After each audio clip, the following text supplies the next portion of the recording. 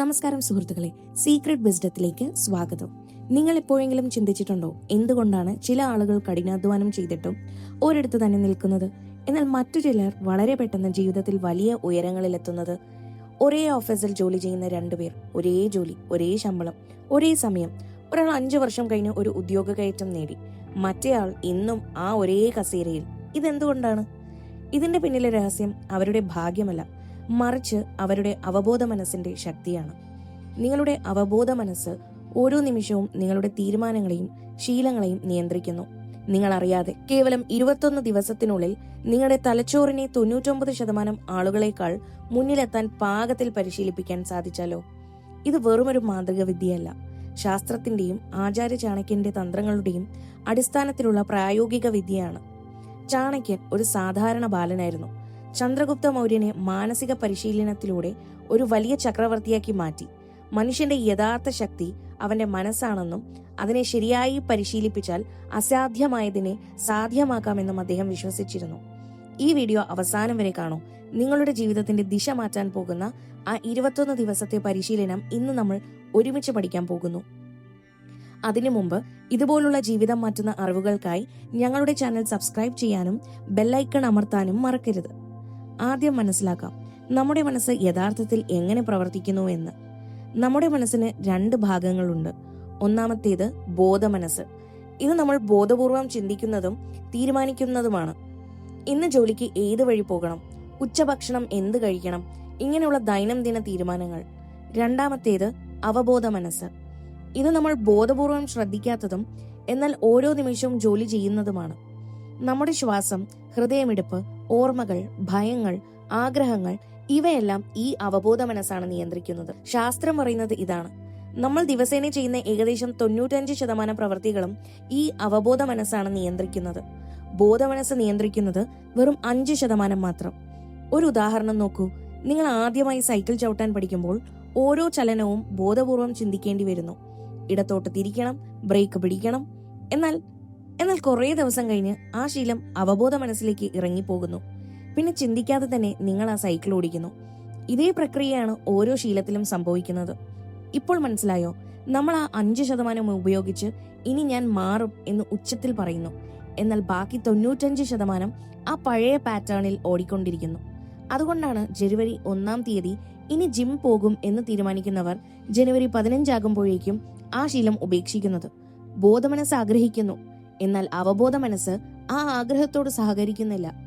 ഈ 95% നമ്മുടെ ഭാഗത്തേക്ക് കൊണ്ടുവരാൻ ആണ് ഈ 21 ദിവസത്തെ പരിശീലനം. നമ്മുടെ മനസ്സ് അസീമിതമായ ശക്തികളാൽ നിറഞ്ഞതാണ്. പക്ഷെ പ്രശ്നം എന്തെന്നാൽ നമ്മൾ മനസ്സിനെ നിയന്ത്രിക്കുന്നതിന് പകരം മനസ്സ് നമ്മളെ നിയന്ത്രിക്കുന്നു എന്നതാണ്. ഒരു സാധാരണ ഉദാഹരണം പറയാം. ഒരാൾക്കൊരു ആദ്യ ഇന്റർവ്യൂ ഉണ്ട്. ആ ദിവസം രാവിലെ എഴുന്നേൽക്കുമ്പോൾ തന്നെ ഉള്ളിലൊരു ചിന്ത വരുന്നു: ഞാനൊരു പക്ഷേ ഫെയിലാകും, ചോദ്യം അറിയില്ലെങ്കിൽ, അവർ എന്നെ ജഡ്ജ് ചെയ്താൽ. ആ ഒരു ചിന്ത ഉള്ളിൽ കിടന്ന് ചുരുളഴിയുന്നു. ഇന്റർവ്യൂ ഹാളിൽ കയറുമ്പോഴേക്കും ആ ആൾ ആകെ പ്രകമ്പനം കൊള്ളുന്നു. ഉള്ളിലുള്ള ഭയം പുറത്ത് ആ ആൾ ചെയ്യുന്ന കാര്യത്തെ ബാധിക്കുന്നു. ഇവിടെ ആ ആളുടെ ബോധമനസ്സ് ഞാൻ ചെയ്യും എന്ന് പറയുന്നു. എന്നാൽ അവബോധ മനസ്സ് ഞാൻ ഒരിക്കലും ഇതിന് യോഗ്യനല്ല എന്ന ആ ഫയൽ തുറക്കുന്നു. ഈ ഫയൽ എവിടെ നിന്ന് വന്നു?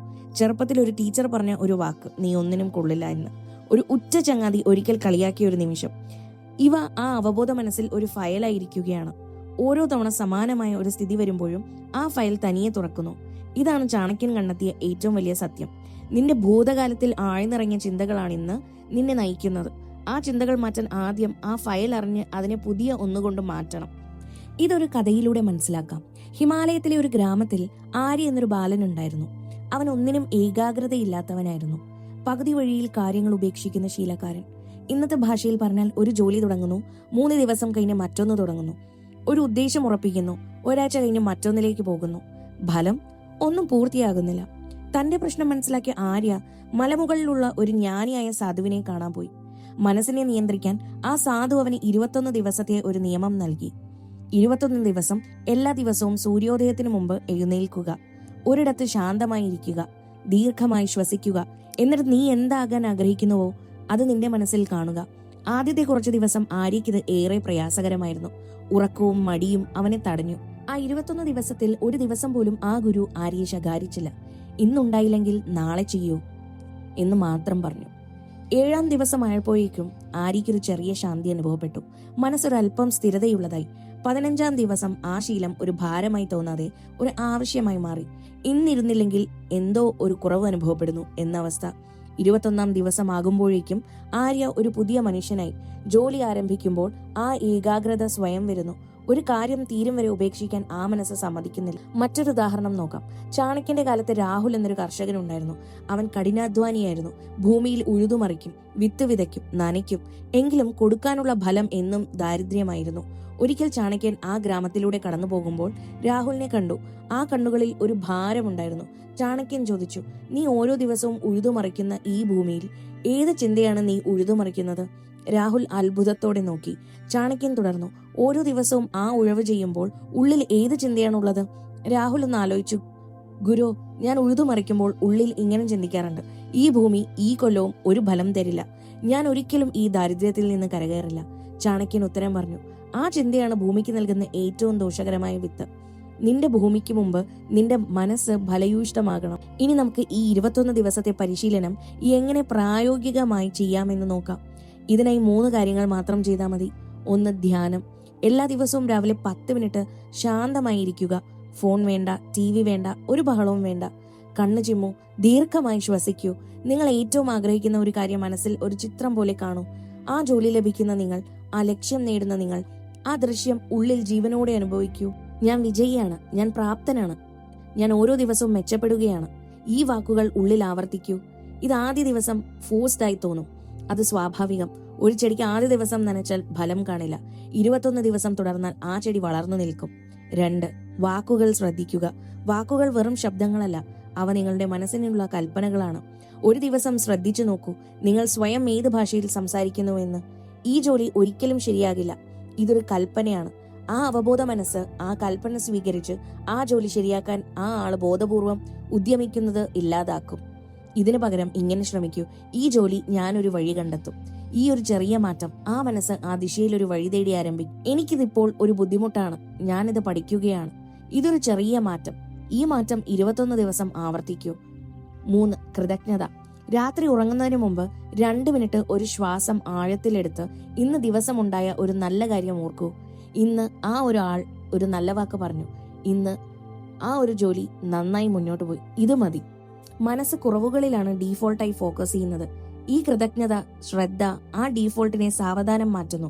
21 ദിവസം ഇത് തുടർന്നാൽ ആ മനസ്സ് ദോഷങ്ങളെക്കാൾ ഗുണങ്ങൾ കാണാൻ ശ്രദ്ധ കൊടുക്കുകയായി. ലോകത്തെ വലിയ വിജയികളെല്ലാം തോമസ് എഡിസൺ മുതൽ മഹാത്മാഗാന്ധി വരെ ഈ ആന്തരിക മനക്കരുത്ത് ഉപയോഗിച്ചവരാണ്. സുഹൃത്തുക്കളെ, നിങ്ങളുടെ അവബോധ മനസ്സ് ഒരു വിത്ത് പോലെയാണ്. നിങ്ങൾ അതിൽ എന്ത് വിതയ്ക്കുന്നുവോ അത് വിളയും. ചാണക്യൻ പറഞ്ഞതുപോലെ സ്വന്തം മനസ്സിനെ കീഴടക്കുന്നവനാണ് യഥാർത്ഥ വിജയി. ഇന്ന് തന്നെ ഒരു തീരുമാനമെടുക്കൂ. അടുത്ത 21 ദിവസം ഈ 3 ശീലങ്ങൾ ആരംഭിക്കൂ. രാവിലെ 10 മിനിറ്റ് ധ്യാനം, ഉള്ളിലെ വാക്കുകൾ ശ്രദ്ധിക്കൂ, രാത്രി ഒരു നന്ദി പറഞ്ഞുറങ്ങൂ.